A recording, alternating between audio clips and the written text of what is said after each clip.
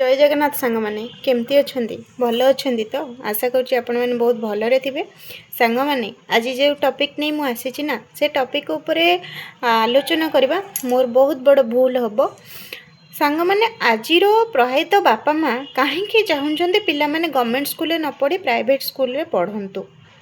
यार कारण मो नजरिया मु देखे जदि आ पछरे प्रायतः भूल टीचर मानकर ही अच्छी गवर्नमेंट स्कूल टीचर मानकर अच्छी से माने जितेबेले सेमानक पारिश्रमिक ठारू अधिक अर्थ पाई जाउछंती सेमाने भाबुछंती आमे तो आम अर्थ पाई जाउछु पढ़ेइले अर्थ पाइबु न पढ़ेइले भी आमे आम पारिश्रमिक पाइबु तेणु पिला पढ़ू न पढ़ू सेमाने किछि व्यवस्था करू नाहंती।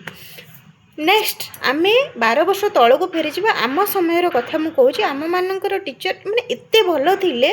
आमर शिक्षा प्रणाली एत भल थिला आमर गोटे लेखा नोट रे आमको ट्यूशन आवश्यक पड़ू ना आम से नोट पढ़ी ही एग्जाम दे दूलु से समय पिला IAS OAS गवर्नमेंट स्कूल पढ़ी हो पारुले किंतु एबेका समाज सबु बेले चाहूँगी आम पिला माने प्राइवेट स्कूल रे पढ़ंतु एथिरे कहार भूल गवर्नमेंट स्कूल टीचर मानकर भूल ना माँ बापांकर भूल ना